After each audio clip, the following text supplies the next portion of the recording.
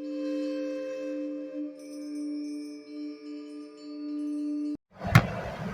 कहानी है भगवान गौतम बुद्ध की। हिमालय की सुंदर वादियों में बसा हुआ एक छोटा सा राज्य था कपिलावस्तु। छोटा सा राज्य होने के बावजूद उसकी कीर्ति चारों ओर फैली हुई थी। शुद्धोधन कपिलावस्तु का राजा था। उनकी रानी थी माया देवी। एक दिन रानी माया देवी ने एक अजीब सा स्वप्न देखा। उस स्वप्न में उन्होंने 6 दांतों वाले एक सफेद हाथी को अपने शरीर में प्रवेश करते हुए देखा। स्वप्न डरावना होने के बावजूद उन्हें बहुत ही प्रसन्नता महसूस हुई। इस स्वप्न के 10 महीने के बाद जब रानी माया देवी अपने पिता के घर लुम्बिनी जाने निकली तो रास्ते में ही वो प्रसूत हो गई और उन्होंने एक सुंदर पुत्र को जन्म दिया।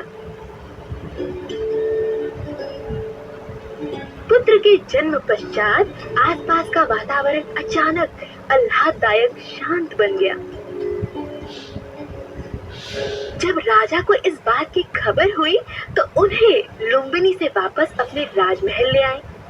तभी असिथा ऋषि वहां राजा से मिलने आए। राजा और रानी ने अपने पुत्र का नाम सिद्धार्थ रखा। उस सुंदर बालक को देखकर असिथा ऋषि बोले, ये बालक बहुत ही भाग्यशाली है। या तो वह एक बहुत बड़ा राजा बनेगा या फिर बहुत बड़ा संत। राजा को बड़ी आशा थी कि उनका पुत्र एक बहुत बड़ा राजा बनेगा। 7वें दिन अचानक से रानी माया देवी बीमार पड़ गई। उन्होंने अपनी बहन प्रजापति को बुलाया और उससे वचन लिया कि वो सिद्धार्थ को अपने पुत्र की तरह पालेंगी। ये कह के माया देवी के प्राण चले गए। प्रजापति के लाड और प्यार में सिद्धार्थ बड़ा हुआ।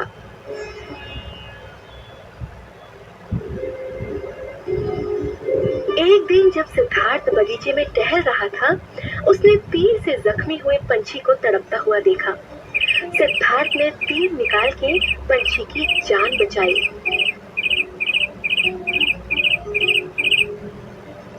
तब देवव्रत वहां पहुंचा।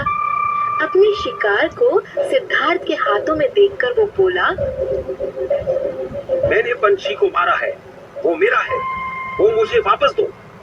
लेकिन मैंने इसकी जान बचाई है, इसलिए ये मेरा है। कुछ साल बीत गए। दंडपानी ने अपनी कन्या यशोधरा का स्वयंवर आयोजित किया। दूर दूर से राजकुमार इस स्वयंवर में हिस्सा लेने पहुंचे, लेकिन यशोधरा ने सिद्धार्थ को अपना पति चुना। इससे दंडपानी काफी नाराज हुआ।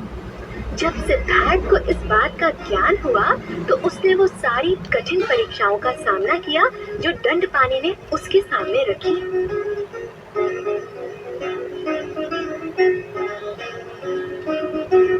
इस तरह सिद्धार्थ और यशोधरा का विवाह धूमधाम से संपन्न हुआ।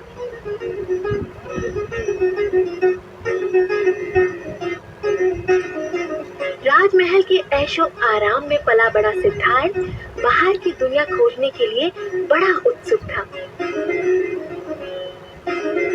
राजा की आज्ञा से सिद्धार्थ बाहर की दुनिया देखने निकला। कई दिन बाद अपने सुंदर रथ पर बैठकर सिद्धार्थ नगर से गुजर रहा था कि अचानक उसे एक बूढ़ा आदमी दिखाई दिया। चन्ना, ये कौन है? इसके इतने सफेद बाल और इसकी त्वचा पर इतनी सारी झुर्रियां। महाराज, ये बूढ़ा आदमी है। ये बढ़ती उम्र के कारण झुक गया है। क्या सभी बढ़ती उम्र के साथ बूढ़े हो जाते हैं चन्ना?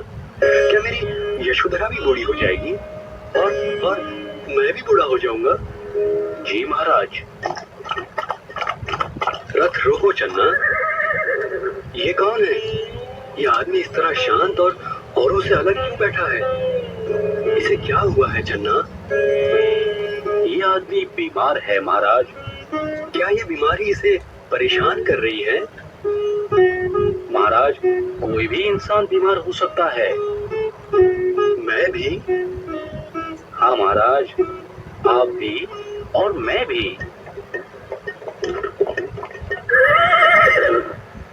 वो सब उस आदमी को उठा के क्यों ले जा रहे हैं चन्ना? वो आदमी मर चुका है महाराज। क्या सिर्फ यही आदमी मरा हुआ है या सभी मरते हैं? वो सभी जो जन्म लेते हैं उन्हें मृत्यु भी आती है। मुझे कुछ ठीक नहीं लग रहा है चन्ना। चलो राजमहल वापस चलो। ठीक है महाराज। राजमहल छोड़ने से पहले राजकुमार अपने शयन कक्ष गया, जहां उसकी पत्नी और बच्चा गहरी नींद में थे। बिना उनको जगाए वो वहां से चला गया। अपने रथ में सवार होके वो चन्ना के साथ निकल पड़ा। थोड़ी दूर जाने पर सिद्धार्थ ने अपने सारे अलंकार वस्त्र चन्ना को देकर उसे राजमहल वापस लौटने के लिए कहा। सिद्धार्थ फिर वहां से महान ऋषियों की खोज में निकल पड़ा। उनके ज्ञान से संतुष्ट ना होकर सिद्धार्थ गहरे जंगलों की तरफ निकल चला। सिद्धार्थ सिर्फ फल खाकर, पानी पीकर अपना गुजारा करता था। वो पथरीली जमीन पर सोता था।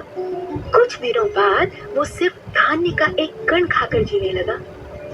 इससे वो काफी कमजोर हो गया था। इससे उसे ज्ञान हुआ कि खाली पेट सच्चाई की खोज में मदद नहीं कर सकता। वो बोधि वृक्ष के नीचे जाकर बैठे। उन्होंने सर्दी, गर्मी, बारिश सबका सामना किया, पर अपने इरादे से टस से मस नहीं हुए। ऐशो आराम की जिंदगी के बीते हुए पल उनकी आंखों के सामने आए तो जरूर, लेकिन अब दुनिया की कोई भी ताकत उन्हें नहीं बदल सकती थी। और फिर अचानक एक दिन उनकी आंखों के सामने तेजस्वी प्रकाश दिखाई दिया और इस तरह सिद्धार्थ बन गए बुद्धा। अपने ज्ञान और अनुभव को बांटने के लिए सिद्धार्थ वापस आए। मनुष्य प्राणी के प्रति उनके मन में जो प्यार था, इसी कारण उन्होंने पूरे विश्व का संचार किया। आज पूरे दुनिया में उनके अनुयायी हैं, पर सबसे ज्यादा संख्या पूर्वी देशों में है। बुद्ध एक सबसे बड़े संत हैं, जिन्होंने सच्चाई की खोज में अपनी पूरी जिंदगी लगा दी। सुखों को त्याग करके दर्द का सामना किया।